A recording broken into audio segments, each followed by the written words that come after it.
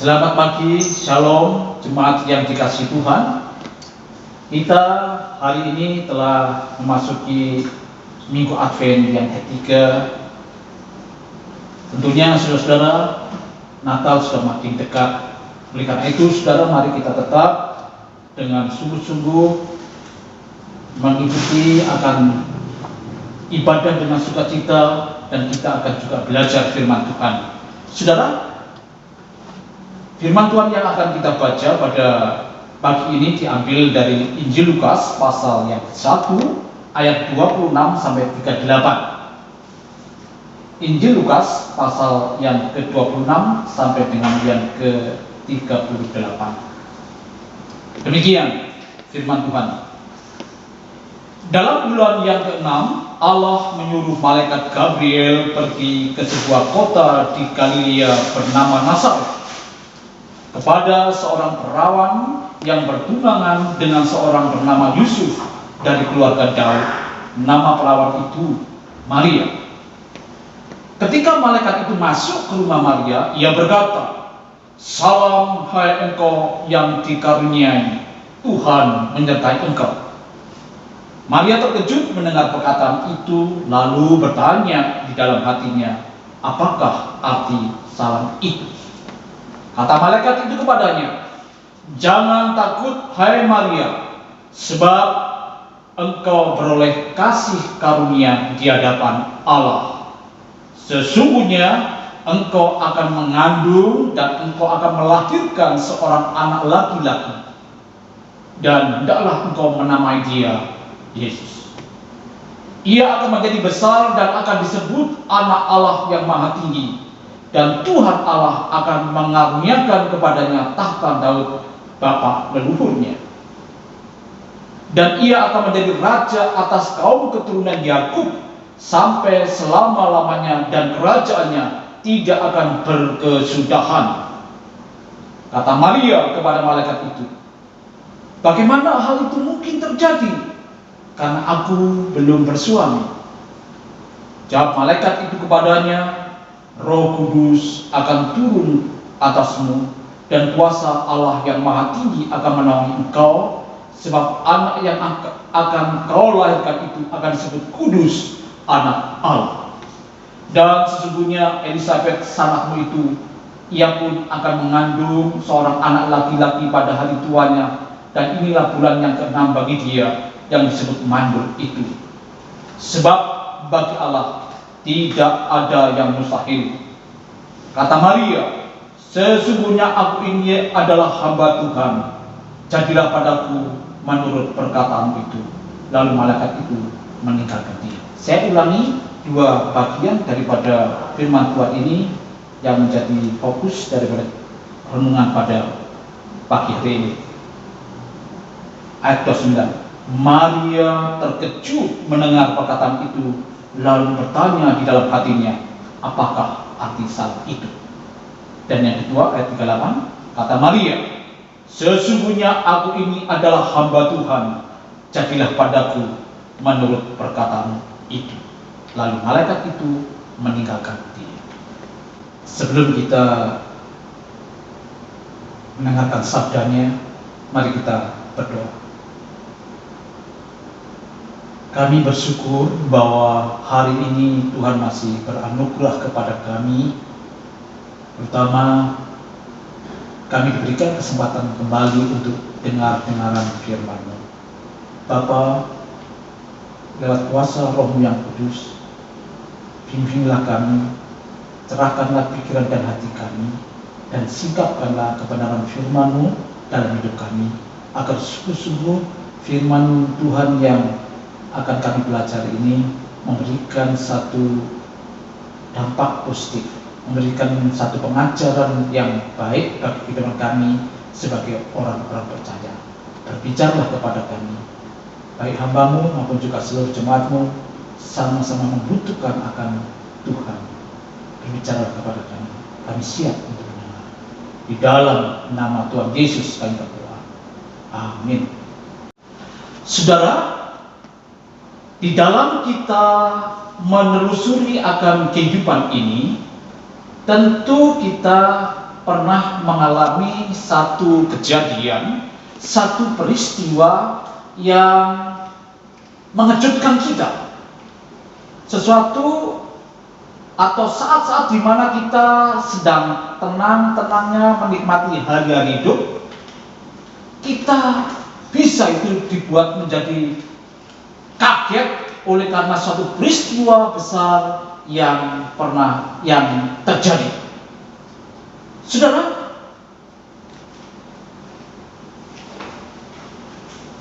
di dalam nas yang kita baca ini, firman Tuhan mengatakan bahwa seorang perawan bernama Maria itu dikunjungi oleh utusan daripada Allah, seorang malaikat atau tepatnya seorang pemimpin daripada malaikat yang bernama Gabriel yang memberi salam kepadanya. Saudara, betapa kaget dan betapa terkejutnya ketika Maria berjumpa dengan malaikat Gabriel. Saudara, konon saudara, menurut cerita, bila seseorang itu berjumpa dengan makhluk surgawi atau tepatnya malaikat begitu, biasanya akan mengalami yang namanya kegentaran. Mereka akan menjadi terkejut dan bahkan bisa saja menjadi takut. Di dalam Alkitab kita menemukan cukup banyak orang-orang yang mengalami keterkejutan ketika hadirnya utusan Allah, yaitu malaikat. Kita tahu Zakaria dan juga para gembala di padang, mereka terkejut akan kehadiran makhluk surgawi ini. Saudara, saya ingin katakan respon kaget yang dialami oleh seseorang, boleh saya kata itu merupakan sesuatu yang lumrah atau sesuatu yang manusiawi. Kita bisa terkejut ketika mendengar, saudara, petir yang menggelegar, ya, petir yang kilatnya begitu luar biasa dan suara yang begitu keras. Ataupun kita juga bisa kaget kalau mendengarkan satu dentuman ledakan yang begitu kuat. Kalau mencekam, itu bisa terjadi pada siapapun. Nah saudara, di pagi hari ini kita akan coba melihat bagaimana reaksi daripada si Maria ini ketika dia itu berjumpa dengan utusan Allah, yaitu malaikat Gabriel. Apakah dia juga terkejut? Ya, saudara. Bayangkan, saudara, kita tidak tahu apa yang dilakukan oleh Maria pada waktu itu, tetapi saudara, kehadiran yang tiba-tiba yang tanpa ada pemberitahuan sebelumnya itu muncul sosok di hadapannya dan memberikan salam kepadanya. Tentu kaget, terkejut, itu pasti. Namun saudara, mari kita itu bersama-sama tetap melihat bagaimana reaksi daripada Maria ketika mengalami kunjungan daripada malaikat Gabriel tersebut. Saudara, dari kisah ini yang diceritakan dalam Injil Lukas ini, saya melihat adanya beberapa aspek yang dapat kita tangkap dari peristiwa ini. Di satu sisi ada kabar baik, di satu sisi juga ada berita yang mungkin membuat secara manusia itu membuat si Maria itu goncang, seolah menjadi satu berita yang buruk begitu. Ada kabar baik, tapi juga ada kabar buruk. Perhatikan saudara, Di dalam ayat yang ke-26 dan 27, kita melihat di situ malaikat mengunjungi Maria. Dan saya ingin katakan saudara, sosok makhluk surgawi ini bukan sembarangan malaikat. Dia, kalau boleh saya katakan, adalah penghulu malaikat yang bernama Gabriel ini. Ini adalah walaupun terkejut, tapi memberikan satu kabar yang menyukakan, satu kabar baik, aspek yang mencerahkan. Di dalam ayat yang ke-28 dan 29 kita melihat reaksi daripada Maria. Dia menjadi kaget. Kenapa Maria tidak paham? Tetapi justru ini adalah masih boleh saya katakan adalah kabar baik. Karena apa? Kabar baiknya, Tuhan menyertai engkau. Nah saudara, di sini kita melihat satu kebenaran pertama yang dapat kita pelajari dari peristiwa ini, yaitu apa?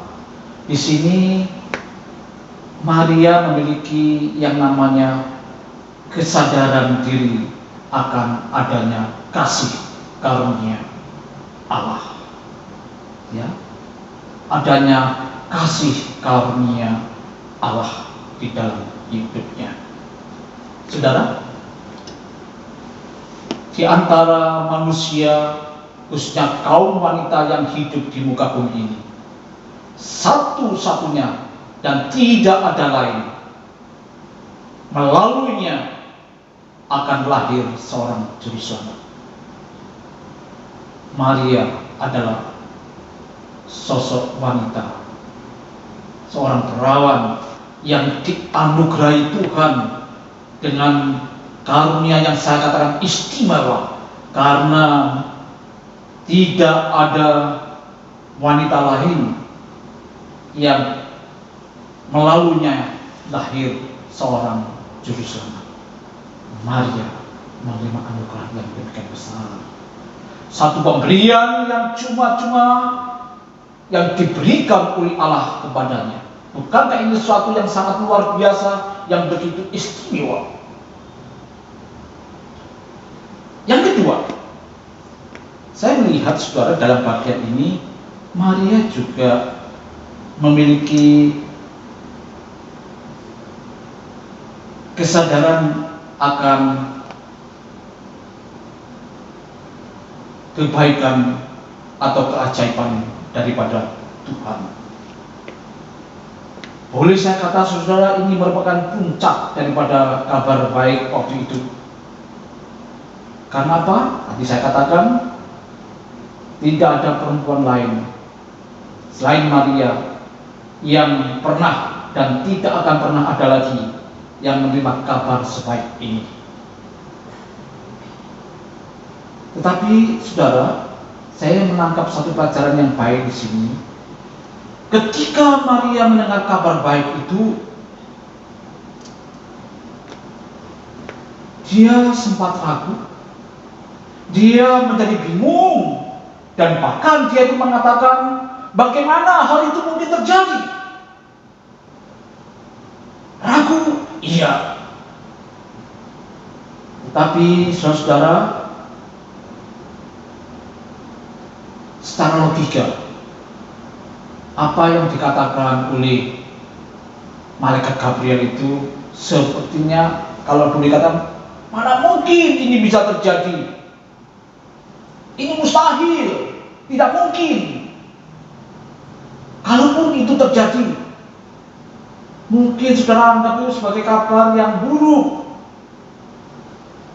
Dan belum lagi dilema yang sedang dihadapi oleh Maria waktu itu. Seandainya pada waktu langsung, ya, dalam waktu tidak lama lagi dia akan mengandung, bagaimana dengan tunangannya? Di benaknya terlintas bagaimana reaksi daripada Yusuf tunangannya itu. Jangan-jangan mungkin di dalam pikirannya terlintas dia akan membatalkan atau mungkin menceraikan dirinya. Belum lagi respon daripada masyarakat sekitar waktu itu. Bagaimana reaksi mereka ketika dia hamil belum mengalami nikah resmi, maka itu memiliki satu konsekuensi logis yang juga tidak ringan. Saudara, yang ditawarkan memang indah, begitu hebat dan begitu mulia. Saya ingin katakan ini adalah sesuatu yang luar biasa. Karena apa? Perawan Maria ini akan menjadi ibu daripada Yesus Sang Mesias. Tetapi saudara, ada harganya. Maria harus membayar itu dengan seluruh diri dan seluruh masa depannya.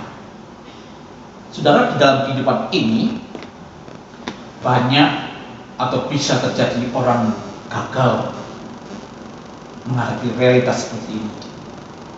Gagal karena ngeri, karena harga yang mesti dibayar begitu tinggi. Tapi di sini saudara, hebatnya perawan Maria ini. Ia tidak berdoa, biarlah kehendak Tuhan itu berubah. Tetapi dia justru berdoa, biarlah kehendak Tuhan itu yang terjadi. Dia mengatakan, sesungguhnya aku ini adalah hamba Tuhan, jadilah padaku menurut perkataan itu.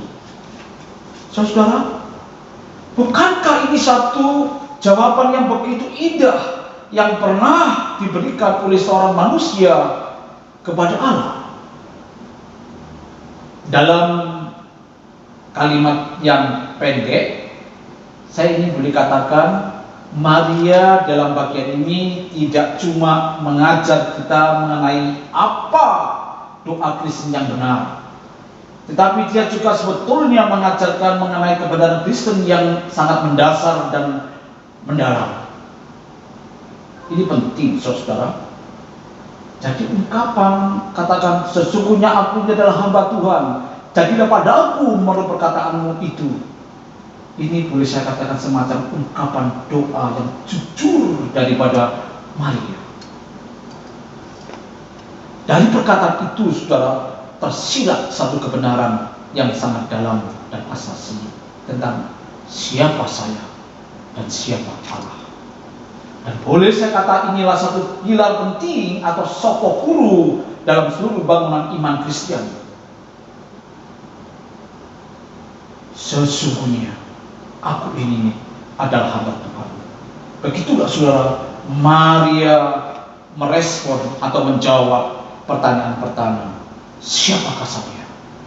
Aku ini adalah hamba Tuhan. Saudara, istilah hamba ini menunjukkan bahwa kita ini milik Allah. Tidak bisa dan tidak boleh lagi hidup untuk diri sendiri. Kita untuk Allah, bukan Allah untuk kita. Saudara, sebagai orang percaya, kita memiliki ketergantungan yang mutlak kepada Allah. Tuhan tidak tergantung kepada hamba, tetapi hamba bergantung total kepada Tuhan.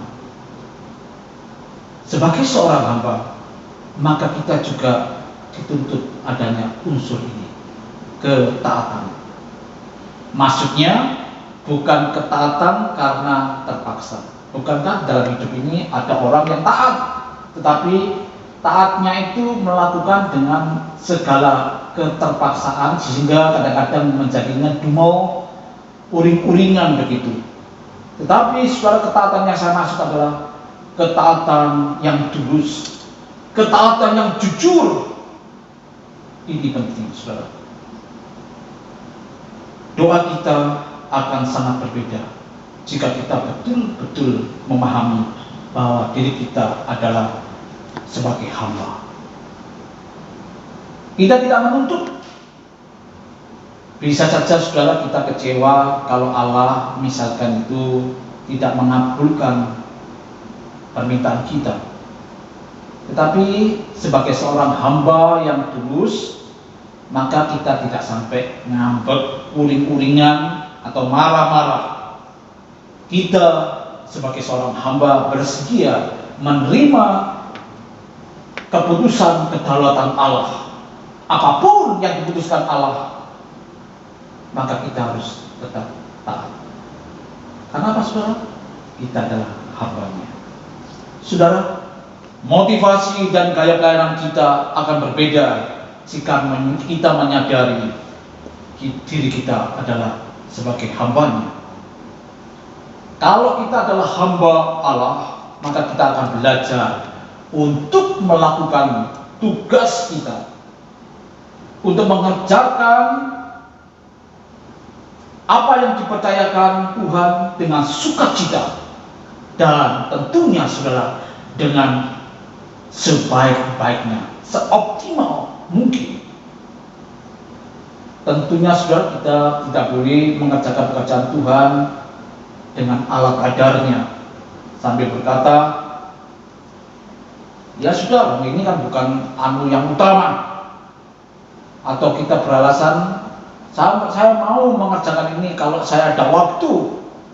Saudara, hamba Tuhan yang sejati tidak akan berkata demikian. Selanjutnya saudara, Maria berkata, jadilah padaku menurut perkataanmu itu. Dengan amat tepat ia menjawab pertanyaan, siapakah Allah itu? Sekali lagi saudara, Allah adalah Allah. Karena itu saudara, kalau saudara menyadari akan hal ini, maka jangan kita coba untuk membujuk, ya, merayu, mengancam, atau bahkan mungkin memberi ultimatum kepada Tuhan dengan cara apapun. Jangan saudara kita memperalat dia untuk kepentingan dan keuntungan diri kita sendiri. Yang benar adalah, jadilah padaku menurut perkataanmu itu. Apapun yang dikehendaki Allah dan apapun keputusan Allah itu, apakah itu menyenangkan atau sebaliknya, menguntungkan atau merugikan, membuat kita menjadi bahagia atau kecewa, berkatalah dengan tulus, jadilah padaku menurut perkataanmu itu. Mengapa saudara? Karena ia adalah Allah, ya. Maka kita boleh yakin bahwa apapun yang Allah sudah putuskan di dalam kuasa kedaulatannya, pasti itu benar, pasti adil, pasti baik, dan tentu akan mendatangkan manfaat besar. Karena itu saudara-saudara, sebagai orang-orang yang sudah menjadi milik Tuhan, marilah kita sungguh-sungguh menyadari bahwa kalau kita mengaku diri adalah sebagai hambanya, maka kita tentu harus memiliki satu prinsip hidup, yaitu apa? Bukan dilayani, melainkan melayani, ya. Bagi orang-orang dunia, saudara,